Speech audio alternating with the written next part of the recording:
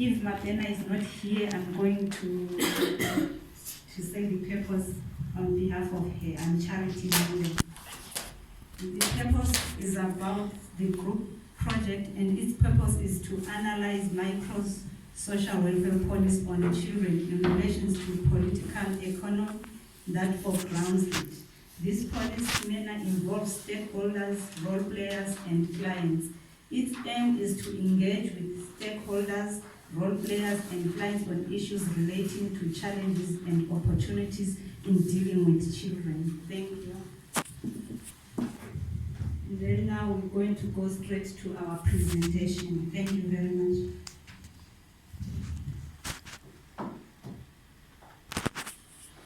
Go to the managers. It's the issue of because then you will report to a social worker and say, now I can say about that case.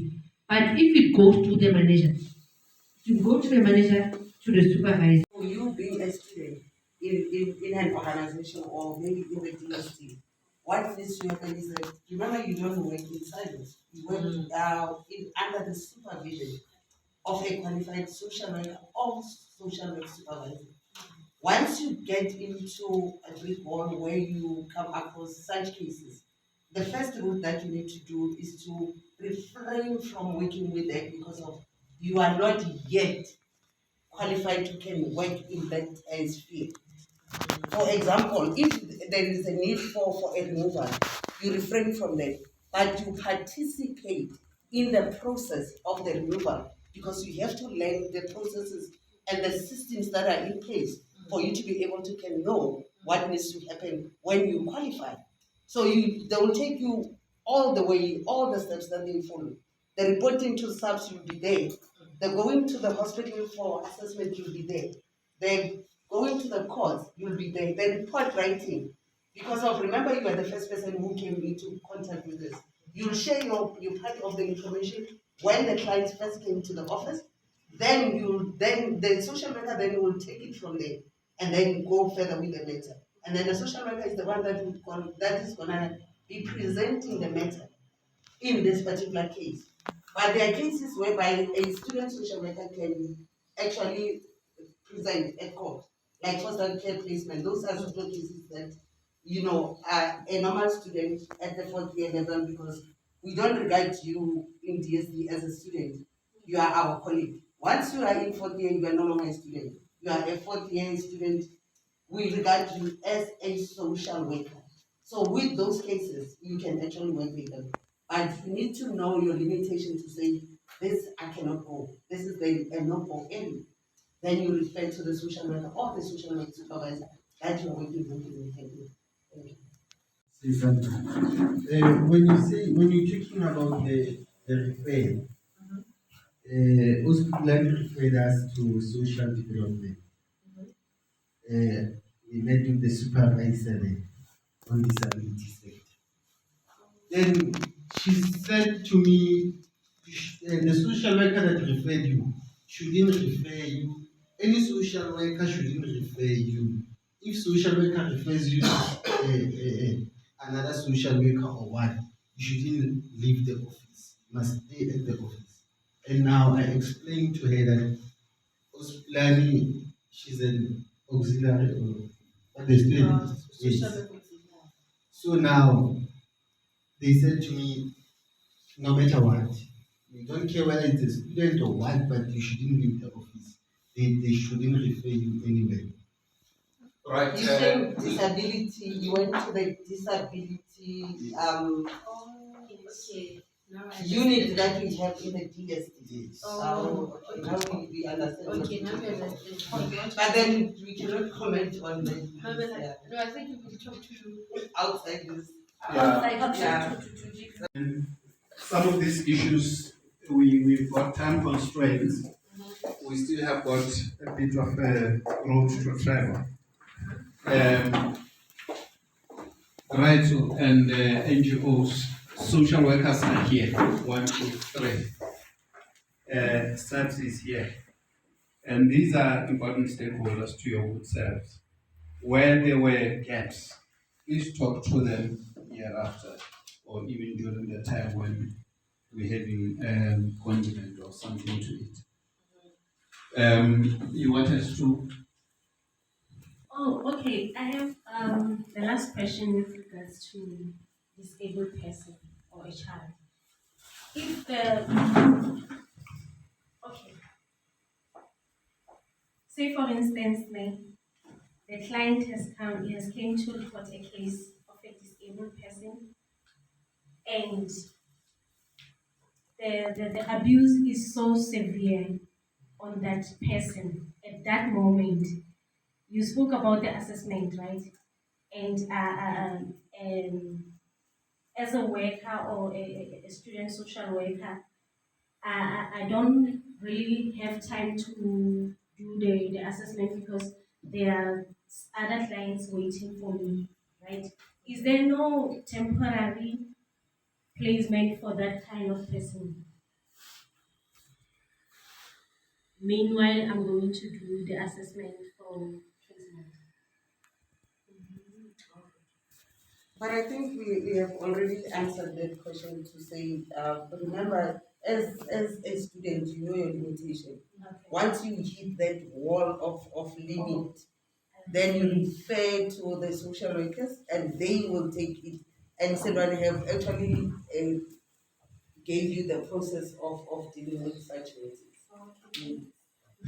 Thank you very much, Doris. There is also something referred to as National Program of Action for South African Families, Children and Youth. One of the things that is there is that we should be able to provide a framework within which to monitor the profile of families, children and youth in terms of their survival, development and protection. That is what the policy directive is saying. A question that arose that came from the students was, have government and NGOs, do they have these family profiles themselves? And of what use are these profiles? What are they being used for? Then I take it that that question we can be able to attempt to respond to it. Thank you, sir.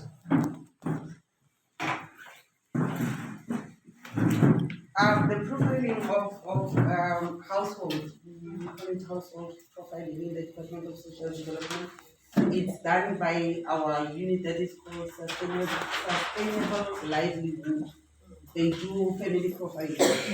And from their assessment of their family profiling, if they discover that there is a need for intervention, depending on the type of intervention that is needed in that particular family, they will refer the matter to a relevant unit in the Department of Social Development. For example, I would say they're doing their profiling and they find out that the family has got, they don't have food.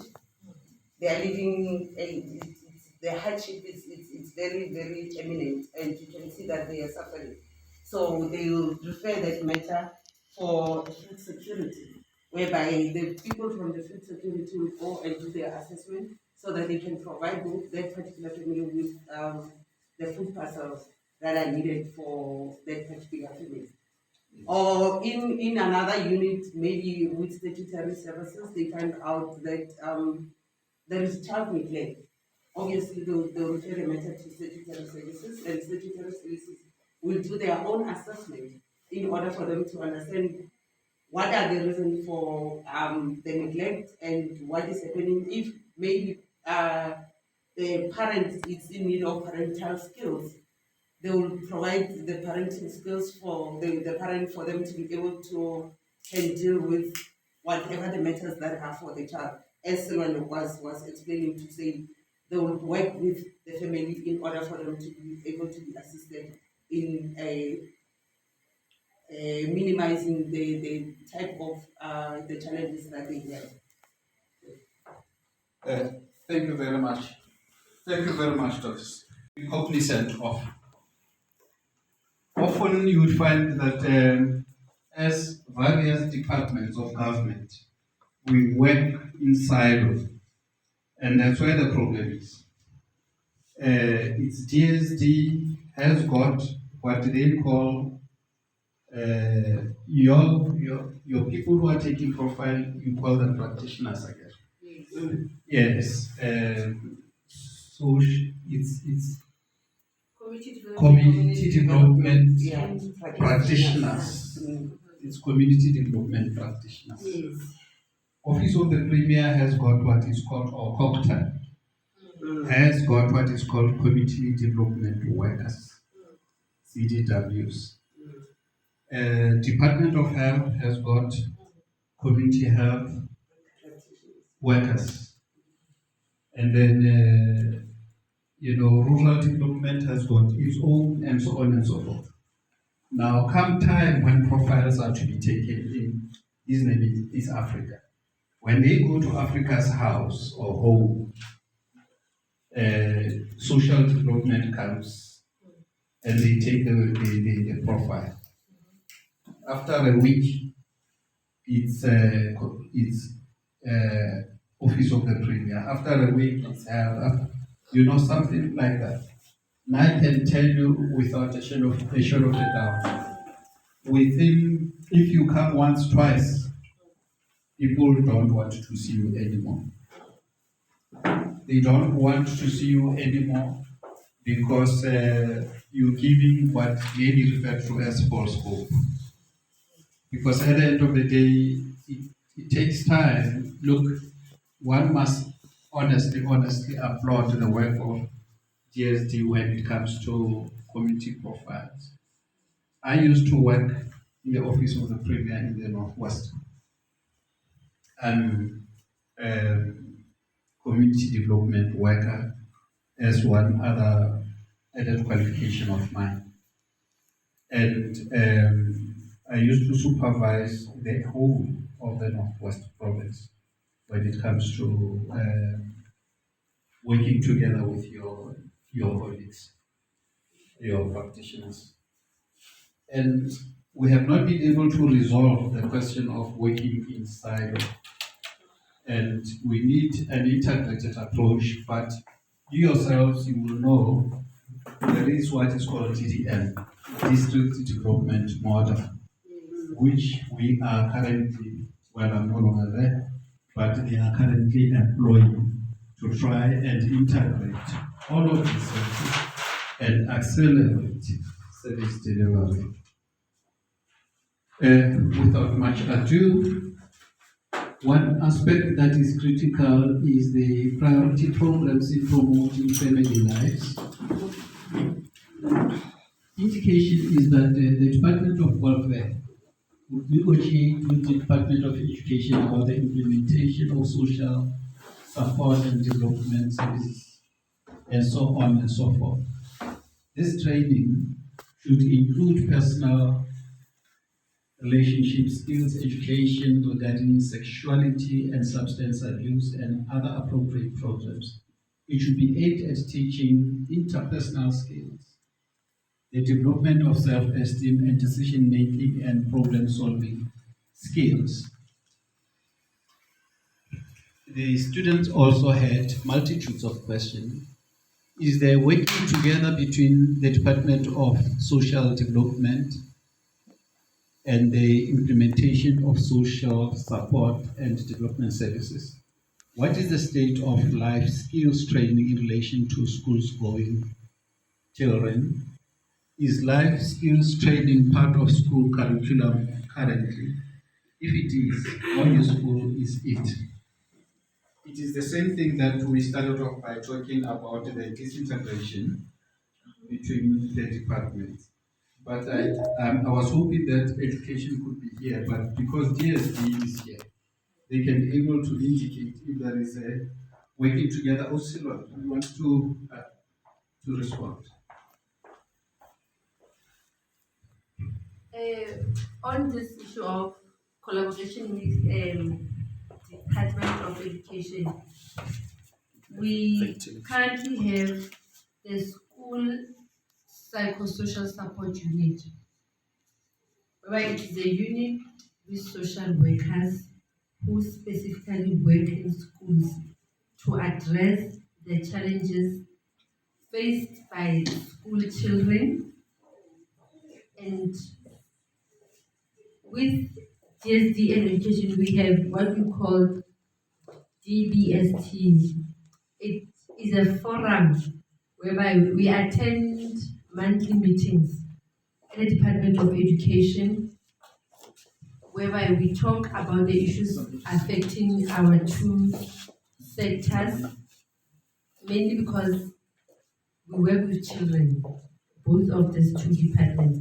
So what happens is that social workers are allocated schools, whereby you know that maybe I work with these 8 schools in Everton. So whatever happens in that school with regards to a child, if someone is placed, say, at Buketlo Primary School, whatever happens there, there's a teacher or the principal will call the social worker or the social work supervisor.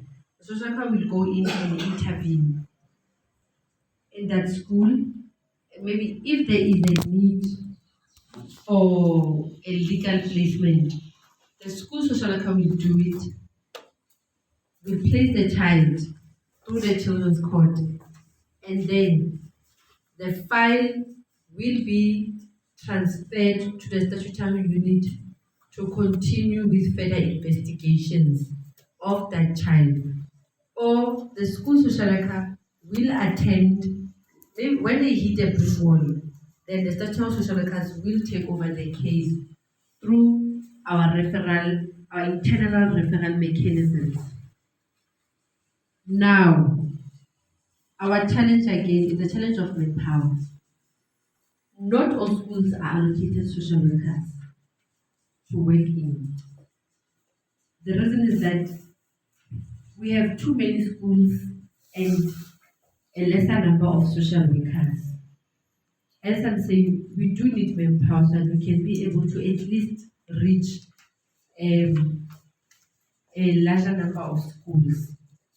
So in this instance, when the school social workers are not able to attend to those matters for those schools that are not allocated social workers, the principal will still come to our statutory unit to refer the matters, and then special social workers will attend to those matters. Say sometimes, maybe in a school, the school social worker finds that this child who has a challenge is a foster child. He or she will not attend to that matter. The matter will be attended to the case manager of that child. So that is what is happening. Also, school social workers, they do groups in schools whereby they attend to different matters. Also, our probation unit, also, they do go to schools to do life skills and other groups. Certain unit social workers go to schools to do group work in schools. Currently, social workers at Vereeniging and also in Sebokeng, they are doing a Silovio program. It is a positive parenting program for teenagers and their parents. So we are mostly focusing on our foster children and foster parents, but they do come from different schools. So the collaboration is there, and every year we are trying to strengthen it. So hopefully in future, some of those workers are going to be able to move to the Department of Education if matters and the budgets allow, so they can be placed physically at those schools. So at a time we'll be able, at a public school, we'll be able to go to the social workers office. So that is what we are hoping to do in future. On the point of saying, is the life skill beneficial to the children? I think we also need to understand this, colleagues, that a child is the product of the home that they come from. A child is not a product of the school. Yes, educationally they are a product of so-and-so secondary school. But we also need to go back to the families to do family preservation. That's what we need to do. Because everything that you see happening in these classrooms, we can provide life skills to the learner. We can provide whatever support to the learner. But if you're not providing the support to the whole of all region, our work is futile. Truth be told. So, thank you. Thank you very much. I am told that we have somebody here. Can you please introduce yourself? And you are ready to come from.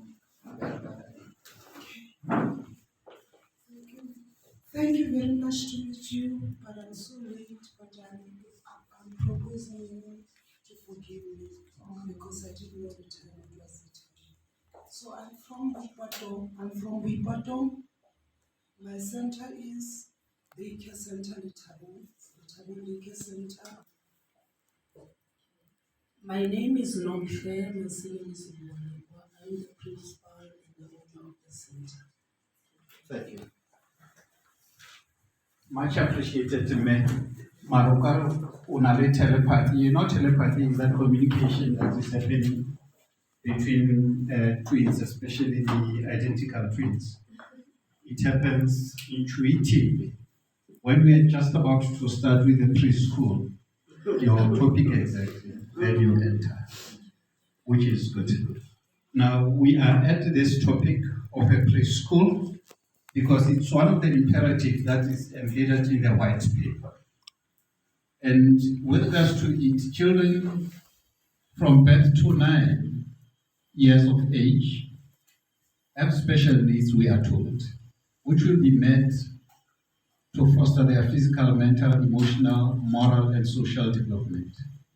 Which programs are in place to foster those specific aspects in any school, whether it's a preschool or school going?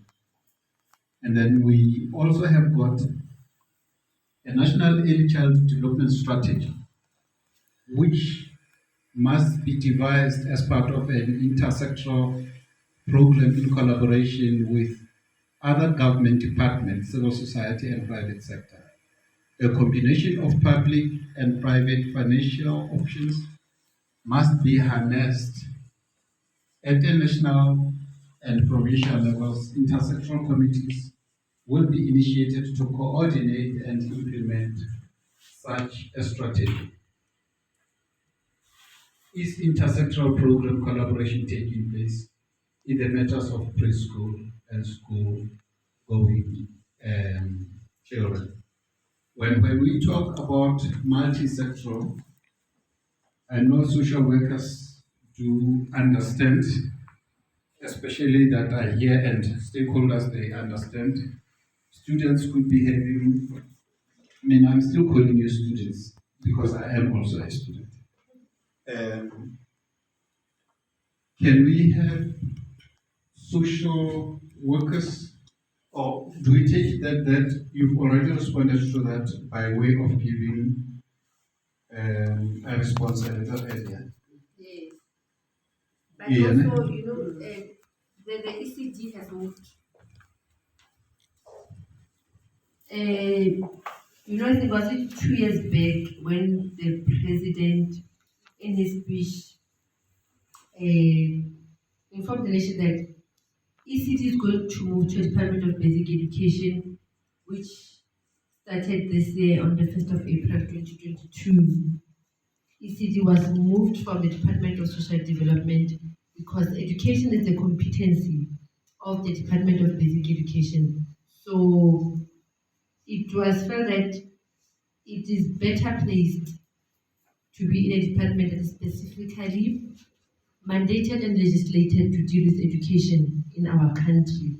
And the children will better benefit from the policies and the resource of the Department of Basic Education. So the separation was done in 2022. The social workers and the support staff working in that unit moved to DBE in 2022. So obviously it is new and it was going to be better answered by people from education.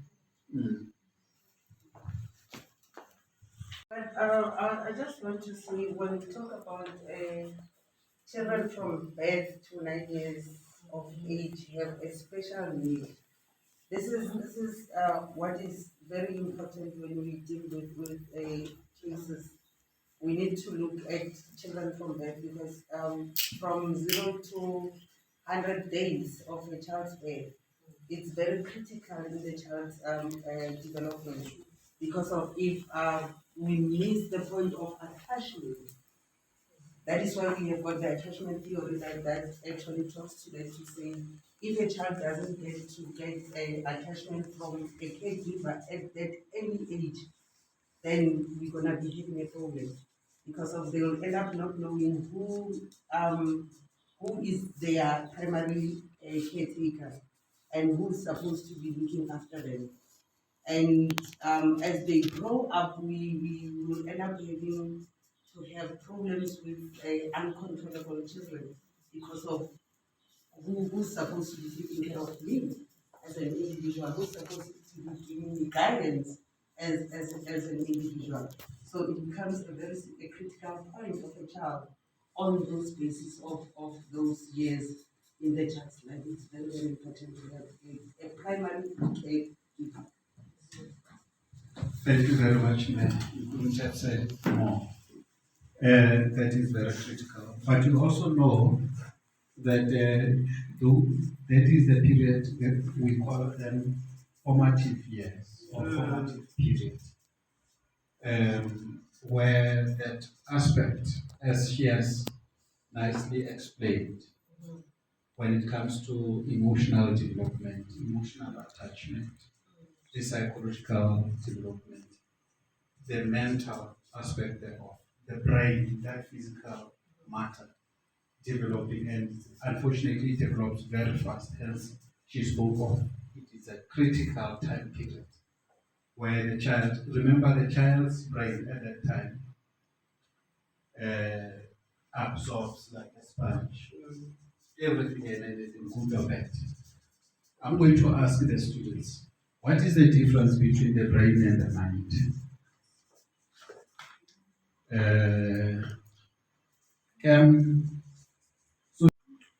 Okay, I can just try. I think the brain, okay.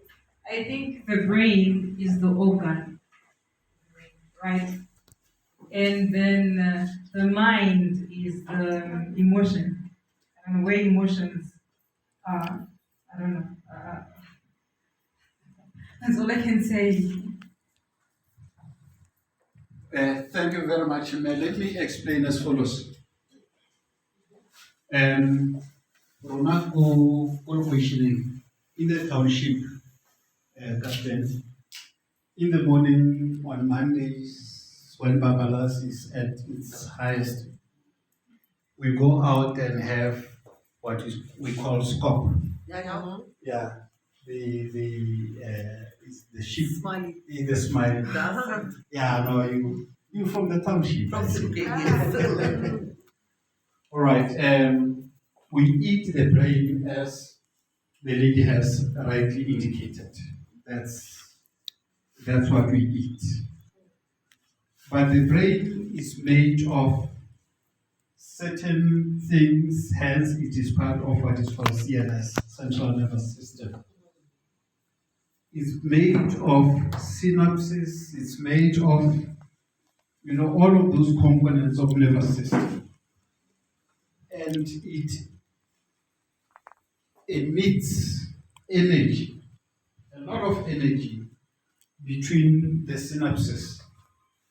Without getting into physiology or biology or neurology, that energy, when it transfers from one synapse to the other, it either forms a part of memory. This is what we call executive function. It forms part of memory or the ability to analyze, the ability to think, those components, those executive functions that I'm talking about. And collectively and singularly is what we call a mind, that energy. You can't touch it, but you can see the actions thereof. So that is the difference between the two. I have requested students from UNISA to write. They must not fold their arms, they must write. So that you learn as we proceed with some of these things. Okay, I can just try. I think the brain, I think the brain is the organ, right? And then the mind is the emotion. I don't know where emotions are. I don't know. That's all I can say. Thank you very much. Let me explain as follows. Rona ko locationeng in the township, Kaplan. In the morning on Mondays, when Babalas is at its highest, we go out and have what we call skop. Yeah, it's the sheep. Smiley. The smile. Yeah, no, you from the township. From I see. Silke, yes. All right. We eat the brain as the lady has rightly indicated. That's what we eat. But the brain is made of certain things, hence it is part of what is called CNS, Central Nervous System. It's made of synapses, it's made of, all of those components of nervous system. And it emits energy, a lot of energy between the synapses. Without getting into physiology or biology or neurology, that energy, when it transfers from one synapse to the other, it either forms a part of memory. This is what we call executive function. It forms part of memory or the ability to analyze, the ability to think, those components, those executive functions that I'm talking about. And that collectively and singularly is what we call a mind, that energy. You can't touch it, but you can see the actions thereof. So that is the difference between the two. I have requested students from UNISA to write. They must not fold their arms, they must write. So that you learn as we proceed with some of these things. Okay, I can just try. I think the brain, I think the brain is the organ, right? And then the mind is the emotion. I don't know where emotions are. I don't know. That's all I can say. Thank you very much. Let me explain as follows. Rona ko locationeng in the township, Kaplan. In the morning on Mondays, when Babalas is at its highest, we go out and have what we call skop. Yeah, it's the sheep. Smiley. The smile. Yeah, no, you from the township. From I see. Silke, yes. All right. We eat the brain as the lady has rightly indicated. That's what we eat. But the brain is made of certain things, hence it is part of what is called CNS, Central Nervous System. It's made of synapses, it's made of, all of those components of nervous system. and it emits energy, a lot of energy between the synapses. Without getting into physiology or biology or neurology, that energy, when it transfers from one synapse to the other, it either forms a part of memory. This is what we call executive function. It forms part of memory or the ability to analyze, the ability to think, those components, those executive functions that I'm talking about. And that collectively and singularly is what we call a mind, that energy. You can't touch it, but you can see the actions thereof. So that is the difference between the two. I have requested students from UNISA to write. They must not fold their arms, they must write. So that you learn as we proceed with some of these things. Okay, I can just try. I think the brain, I think the brain is the organ, right? And then the mind is the emotion. I don't know where emotions are. I don't know. That's all I can say. Thank you very much. Let me explain as follows. Rona ko questioning in the township captain. In the morning on Mondays, when Babalas is at its highest, we go out and have what we call scope. Yeah,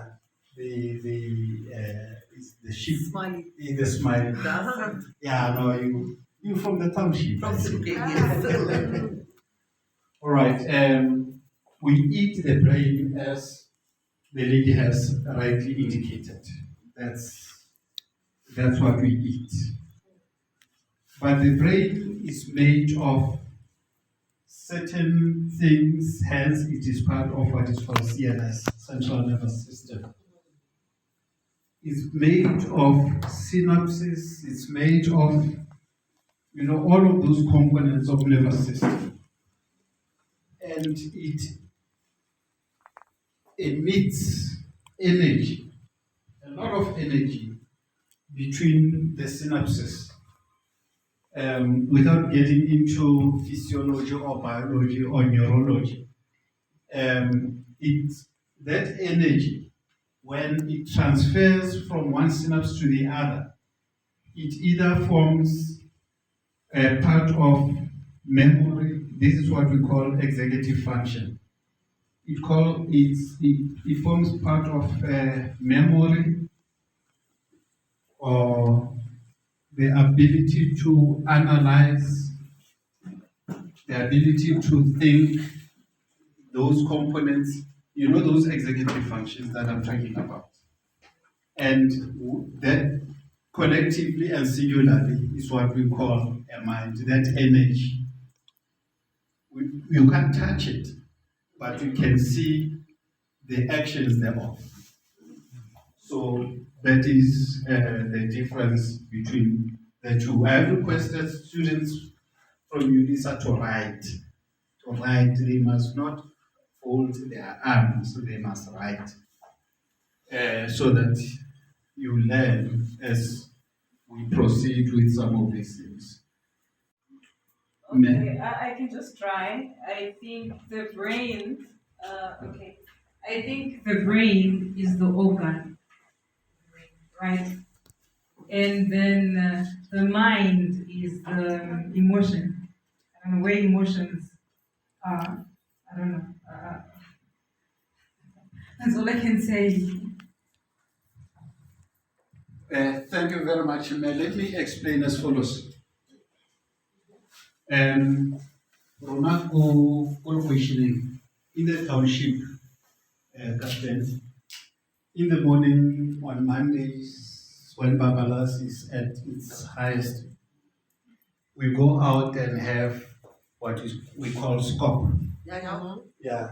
Yeah, it's the sheep, Smiley. the smile. Yeah, no, you from the township. I see. All right. We eat the brain as the lady has rightly indicated. That's what we eat. But the brain is made of certain things, hence it is part of what is called CNS, central nervous system. It's made of synapses, it's made of, all of those components of nervous system. And it emits energy, a lot of energy between the synapses.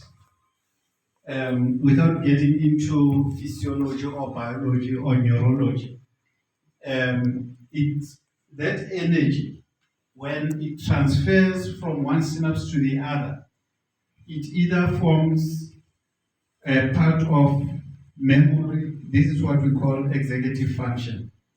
It forms part of memory, or the ability to analyze, the ability to think, those components, those executive functions that I'm talking about. And that collectively and singularly is what we call a mind, that energy. You can't touch it, but you can see the actions thereof. So that is the difference between the two. I have requested students from UNISA to write. They must not fold their arms, they must write. So that you learn as we proceed with some of these things. Accordingly, from students was state and NGOs must partner together to build proper preschools in rural areas. I think this could be some of your groups from KZN would have come up with this kind of a recommendation. Are they also with us here? I hope, because we didn't really greet them, but I hope that they are also benefiting from this discussion from the seminar. Most schools don't have equipment for children to play and educational toys. From preschool, there are many things that are happening with regards to, can you tell us about the state of, do you have an organization collectively or an association of preschool principals or preschool organizations? I'll come to you now. Doctor, I just want to know if I can be excused. I've got another appointment, please. If there's any questions lying for SIPs, and if it will be all right if I be excused.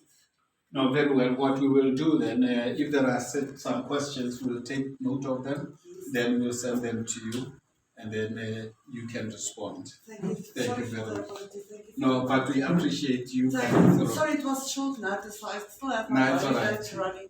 Thank you very much Thank you, for Dr. honoring the Please, appointment. thank you for everybody. Yes.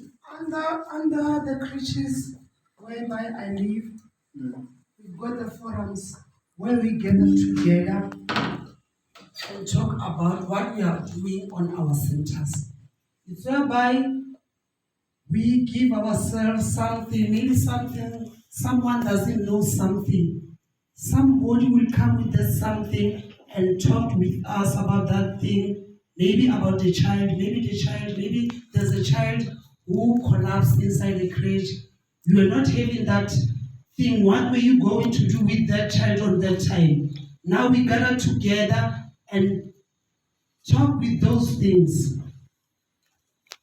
Not only that, they are too much, but it's that a little bit that I've got to talk about it now. Maybe somebody doesn't have, there's a policy that needed to be written down. You don't know what is happening about that policy. We gather together and do that policy as a whole. I don't know whether Dr. will hear me. Yes. Thank you very much. Which is good because that's empowerment. You empower each other. That is excellent. Excellent. Program director, you want to say? Yes, I have a question because I also have a problem with the system of preschools. Like I'm from Mabopane. So in Mabopane, I realized that there are no proper preschools there. It's just like babysitting. The children, they don't have equipment, even the educational things. So I don't know where Mabopane falls under or under Northwest or what, but really there is a need there. And it's really bothering me, especially when I go for a holiday, because that's where my home is. Thank you very much, Priscilla.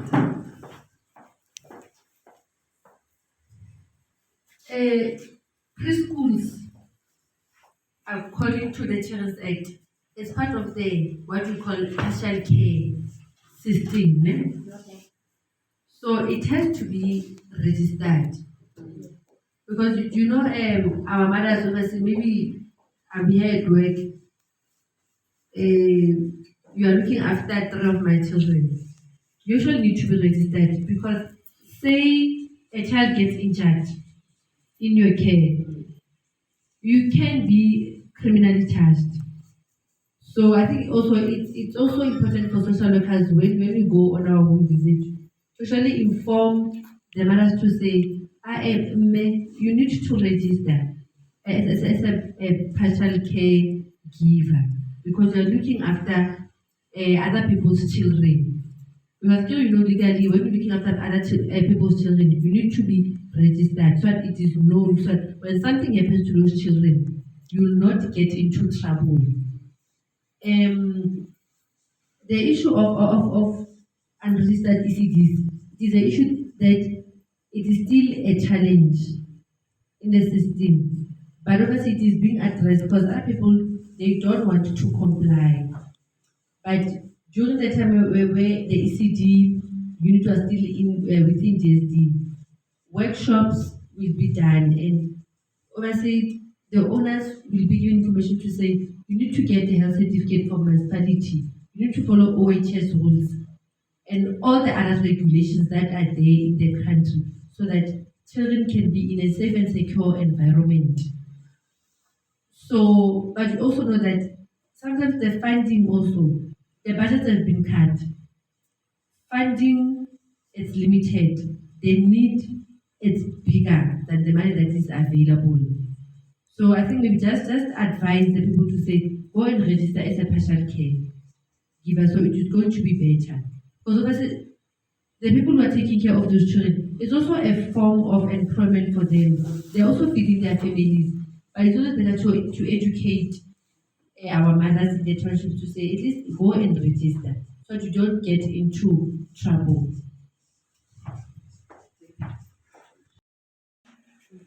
What I want to respond is from my sister. I did have a problem in my crèche. The baby died inside the crèche. Just because I was registered and I was not wrong or the mother was not wrong. Just because I accept the baby to the center, the baby died inside the center. I called the police, I go by myself. I did not use a phone. I go by myself to the police. I report the thing to their parents. Their parents did not give me a response. I have to take my shoe to go to the police. When I go to the police, I reported the matter. The police came with the pathology. The pathology came and checked the disease. So the disease was not my problem. Even the child was not taken by the police. The mother took the child to their mortuary.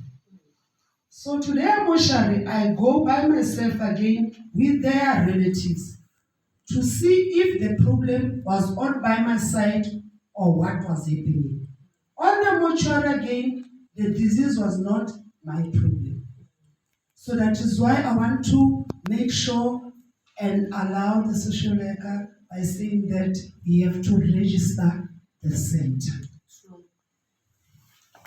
Yeah.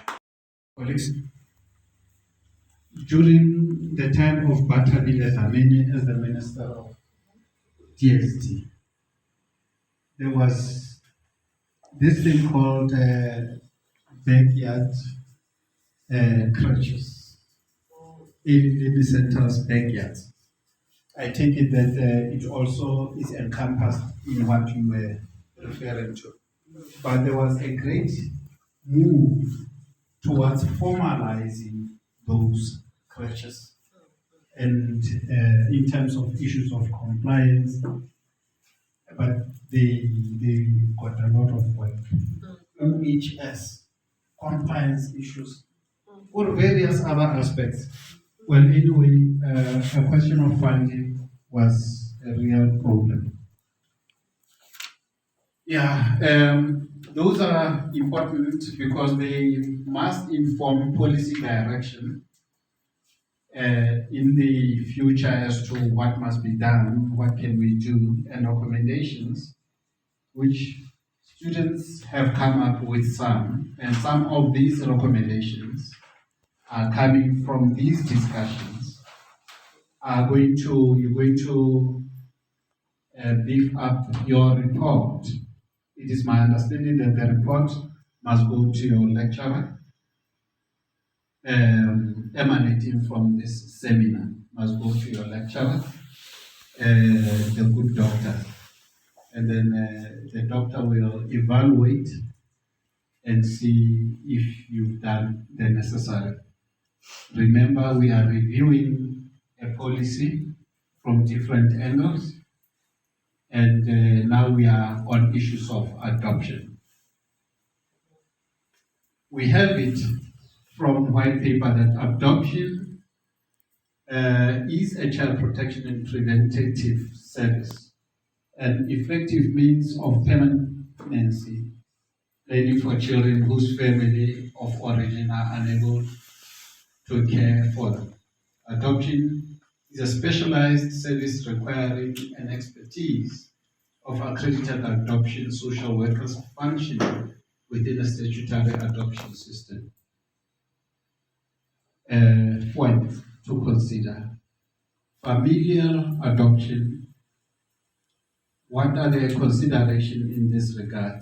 Familial adoption would refer to if Africa is my family member, and then I don't have children, or he feels that his child must be taken care of by my own self. What do we do, or vice versa? And the mixed race adoption as well. What are the considerations in this regard? Is the current child support grant adequate? I would have thought that Ausilwane made mention of two aspects when it came to support grant, that it is there, but there's also a top-up. I had her making mention of some top-ups. How is this grant being protected by government to avoid misuse and abuse by the parents and or parent substitute? You know that we will be going and doing manicures and pedicures again. With the Minister Bana. So how do we deal with this kind of a situation? Can we have a response, please? Thank you, ma'am. Okay, you know, when it comes to the issue of child support grant, basically, it becomes very dicey to deal with because of the communities themselves. They don't report to a SASSA to say, you know, doctor is staying with her 5 children, however the children are being not being taken care of. And the money is being used for alcohol, for whatever services that the mother is using the money for.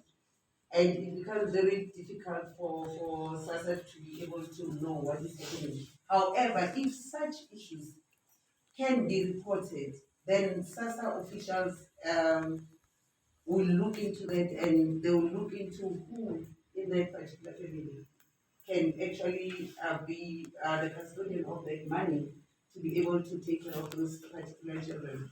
Because of we don't want to find ourselves having to go into statutory services when we move children and place children because of the neglect that the children are experiencing, as Silwan has already said, on the issue of malnutrition, because of they get malnutrition by virtue of not having sufficient food in their household. Because the SASSA money is basically meant for children's and food security basically. So it is very, very crucial for communities to take the responsibility to look after the children because in our culture, a child is a child of everybody. It's not my child alone, but a child is a child of the nation. And if, as the basis of the nation, we don't look after those children, then we're going to be having a problem of malnutrition in the country, where children are not well cared for. But they have got a source of income that needs to be looking after them. We will be moving fast on this issue. Let's talk of foster care. What is the difference between foster care and adoption, or is it the same thing? Let me see if UNISA students studied. Can I ask you one by one? What's the difference? Can I ask you? What's the difference? Maybe mind more. I will try. I think adoption is when whoever is adopting the child is given permanent to look after that child. But foster care is like it's a temporal thing for the child to stay maybe with me for that period of time before they are adopted. People who will correct us, people who still are opposed to Kaskabona, if they are correct. Are correcting me? Yes. Okay, so it's 10 out of 10. So, no, indeed, foster care is a child-centered service. It could also be a cost-effective, family-centered and community-based way to care for children whose parents are unable to do so adequately. In order to maximize this approach to caring for children in difficult circumstances, a review of current foster care policies and programs will be undertaken. These discussions, as we shall endeavor to do so, have got to be in the position of giving us an indication what else can we recommend, what else can we say that which will enable us to improve on the policy and the practice we are on at this point in time. We are talking foster care. In addition, administrative recruitment and screening procedures, regulations, and training programs will be reviewed, as well as assessment of placement. Traditional and indigenous systems of foster care will be recognized provided that the needs of and the rights of the children are protected. That is foster care. I would love to hear what are the challenges when it comes to foster care that as social workers or social work students you are experiencing on a day-to-day basis. Are there problems or is it smooth sailing? Thank you. Basically, with regard to foster care, the most prominent challenge that we have is foster parents not giving us information as opposed to what they lie. Basically, I would say that they lie about knowing where the fathers are. Because of in Gauteng, we are sitting with a high case load of foster care backlog because of such lies where people say, I don't know who is the father of this particular child, but in essence, they know exactly where the father is. Sometimes you find that the father is actually next door. And as you're working with this particular child, because of they make the children to lie as well with regard to who their parents are. But if you work with them on a long run, you find out that children will always tell you where the father is at that point in time. And they will be able to tell you how supportive the biological father is towards them. But the foster parent themselves, they will say they have no knowledge of who that particular man is, and they have never been told about that particular person as being the father of the child. So that's the biggest challenge that we are facing currently, and we're trying. Hence, we talking issue of placing an advert because of that's a need. It's a regulation that is needed that we need to place an advert once we have a child that the foster parent is saying, I don't know where the father is, or I don't know where the mother is. And then we place an advert in order for us to be able to trace the whereabouts of this particular parent that is not known, but in essence they actually know where their parent is. So mostly we find them, but if they want to conceal that information, that we will never ever get to that point. We will never get to the point of knowing who the father of these children are because of the foster parents, when the biological mother is pregnant, they look into this particular family to say this is a poor family. I cannot let my child and grandchild to be raised inside such a family. Then they conceal that information, and no one will ever know the truth about the birthright of this particular child. Oh, thank you very much.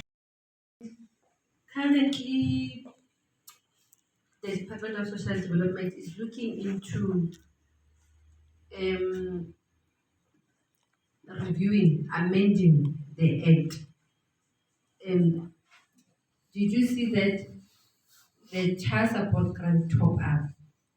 It is hoped that in future, maybe social workers will just go to court once, especially for this related foster care placement. Go to court once, get a court order that is going to last the child until 18 years.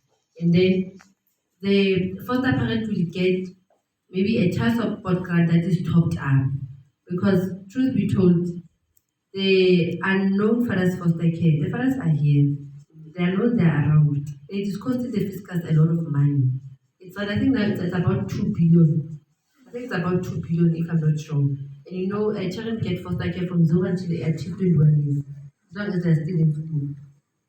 So it is hoped that maybe with this it's not yet law, it is proposed changes to the Act, then the foster child grant bill obviously will be lowered or maybe halved. So that parents, foster parents can at least maybe get that the child support grant top up.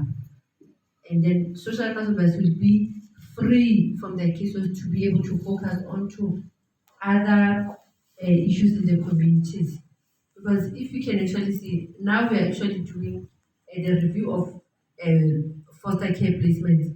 Fathers are coping out. Selwani is a Rahati, they placed with the child of a brother. But now the brother is working somewhere in zone 6. But you're saying, when you came into the office, you did not tell us this information. So you see, so now I think also with this review that is happening of foster care placements, we're actually closing a lot of files. So we are hoping that maybe going forward we'll have a better system. Because if you look into the trends in the welfare sector, internationally so, the issue of related foster care placement it is only happening in South Africa. Some academics, especially in the UK, but I think I would say we have comparable systems more or so. They only have unrelated placements. With us, it's related placements. But when a child starts turning 16, 17 years, like, that why go uhlahile? Or why utholahele? But the mother is not that the mother has been married in Velcom for all these years. So this child, because the grandma says, but I can get the foster care homes. Then they go to foster care, mother is unknown, father is unknown. And it's causing a burden on social workers. Because workers are dealing with cases of 3 to 400 for one person. And when the caseload is 400 around 5, maybe children are about 900. How are you going to work on 900 children? So it is also a burden. And unfortunately, social workers are, are less than the number of children or cases that they are attending. And people are depressed. Social workers are admitted to psychiatric wards because of the high caseloads and because of the lack of resources. And every day, our clients are demanding more and more. Our foster children have mental illnesses. We have children who are placed in CYCCs. They have issues. Some have, is it reactive attachment disorder? They have reactive attachment disorder. Social workers can't deal with those children. They are not equipped to deal with those children. You go to psychiatrists to say to try and understand. They're saying some of these disorders they are prenatal because mothers are stressed out, fathers are not available. So mothers are stressed out. It's issues of economics. So now as a social worker, I'm expected to deal with all of these issues of which I am not equipped to deal with them. So I'm also saying I hope colleagues who are coming into the profession, I hope you are ready for the challenge because your colleagues have depression. You can ask those doctors how many social workers are on antidepressants, on all sorts of medications because of the issues that we are dealing with. But yet we are here and our communities are demanding. Our communities, they feel that if my son is not working and my daughter has run off with a new boyfriend, then I must get foster care. Why?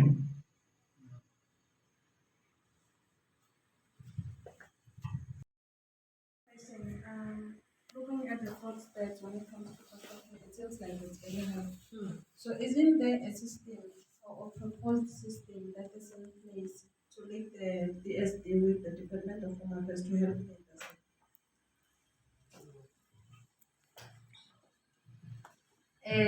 That is a proposal that we talk amongst ourselves. We have the social cluster.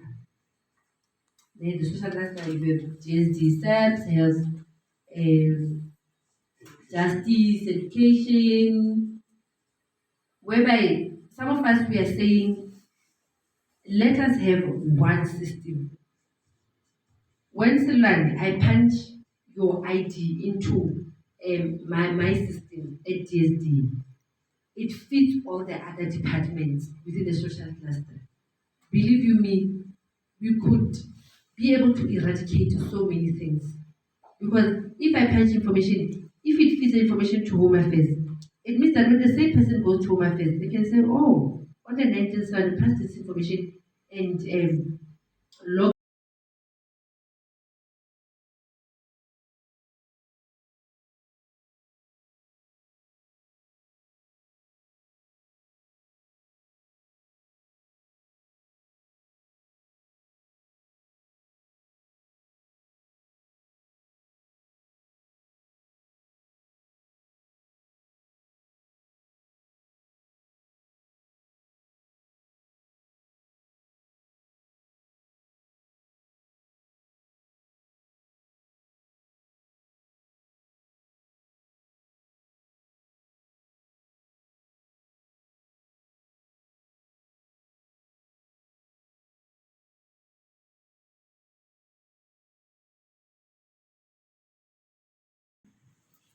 Residential care. With regard to residential care, I'm a little bit emotional. I want to ask this question. How often does DSD go to residential places, more especially when they're taking care of children with disability? Because I took my son there. I had two sons diagnosed with cerebral palsy. I couldn't cope because they needed my attention, both of them. 3 months down the line, my son passed away. You know what happened? I got a call and they couldn't even wait for me to come and see my son. They took him to the mortuary.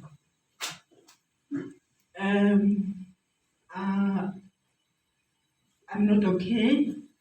The reason why also I took social work is because I saw the gap with parents who are having children with disability. So I wanted to ask, what is DSD doing with residential care? Because when you go into that centers, what you see in their reception area is not what is inside their centers. Thank you. Thank you very much. Thank you, ma'am. Maybe just to clarify, when we talk in residential care, DSD is not the custodian of all residential care facilities, especially when we talk residential care for people living with disabilities. Because of that is from the Department of Health. DSD is dealing with, we're talking the CYCC. That is why Silon keeps on saying CYCC. That's what we are, that we are the custodian of the CYCCs. So there is a differentiation between the two, because of those are monitored by people from the Department of Health, and the CYCCs are monitored from our Department of Social Development. So I'm not sure what health is doing vis-a-vis what we are doing as DSD, because DSD is Dombi is working with that unit of monitoring the CYCCs. They are the ones that are looking into the policies, the staffing, and everybody that is working in those facilities. And they are the ones that are also looking into the unregistered, because of especially in the valley, we've got unregistered facilities that doctors just decide to wake up one day and say, can I lay children's home? And you ask yourself, why is a children's home? Because they don't even understand what is a children's home. You know, they just decide, oh, my house will be a children's home. I'll go into the community and collect all these kids and come and stay with them in my house. And then I'll ask the parents to say, but darling, children like running the bush, or I'm taking care of your kids. But that thing is not legal. That is why Mama was saying, we need to register all the facilities that we are working with for them to be able to get proper funding towards the services that they are providing for different children in the communities, because children are different and the needs of children are different. So we cannot have children in the same facility that have got different needs. That's where the problem is. You'll find at the ultimate end of it all, you find the SCD and SAGA. It's because of such things. And that's Department of Health, it's not social development. So we need to differentiate when we're talking about those issues, to differentiate, to say which sector is servicing what residential facilities. Thank you. I'm sorry for the loss of the life of your child, but with as I read about children with CP, they are not catered for. Facilities that give, let me say, world-class standard and care for children with CP. They are private, they are expensive. You can pay maybe over 15,000 a month. And CP needs specialized care, highly specialized care, because the children do not develop accordingly. Some, their lungs, from their lungs to their throats, are not well developed. Hence, you find that they still need to go in for a certain operation. Hence, I said they need high levels of hygiene, high level of everything, high level of training. And the parents are, in most times, they're not able to deal with the children and their constant needs. There is one child, the social worker in our office placed at Talita Care Center in Dayside. He was malnutritioned. He kept breaking his hands, putting in it was the third admission last year at Sebokeng Hospital. That's when we were involved by the hospital. So we managed to find the child placement. And I'm happy to say the child is thriving. He's gained weight. They've even taught him how to eat. The parents were only giving him pap and nkomas. There was no fruit, there was no protein, there was nothing. So the child now, he is thriving. He is in a much better condition. So that's why I'm saying there are state-funded facilities, but you need to look hard, because it's not everyone who uses the funding monies for the children. People buy Mercedes-Benz with the funding money for the centers. And obviously it's painful for the parents to see your child in a bad state, or to lose your child whereby the child was supposed to have been taken care of. But unfortunately, in our country, we still have a long way to go in terms of addressing the needs of the special needs children. We still have a long way to go. We need monies. The needs of those children, they are directly tied to a functioning healthcare sector. Without a functioning healthcare sector, the needs of disabled people will never be taken care of. Social workers, we need specialized social workers who are going to be trained, who will know how to respond to the needs of the children, to the needs of the families. And I've alluded earlier to say, we are not trained. I'm one of them. We are not trained. Some of us, we read, we try to say, okay, parent, go here, go where, because we do zoom in into those needs. But majority of us, we are unfortunately ill-equipped to deal with children with CP. I follow groups on social media of those parents, and I see in US, UK, the care that they provide. There's a child, Damien, who had a rare condition. If you could go through the social media post, the level of service, the level of care that was provided by the NHI in the UK, and then you come and look at the level of care that we are getting in our country. Our systems are ill-equipped. Yes, our teacher hospitals, the facilities are there, but the funding, you know what is happening in our country. We are just not able to meet the needs. Hence, I first said, the life of a special needs child is tied directly to the financial muscle of the parents or the caregiver. And I will keep stressing this enough. I've seen children who have, there's a person I know, we were in university together. The child has CP. The food they buy alone for the child, it's 4,000 per month. There's a lady who's a nutritionist who sells supplements for that child.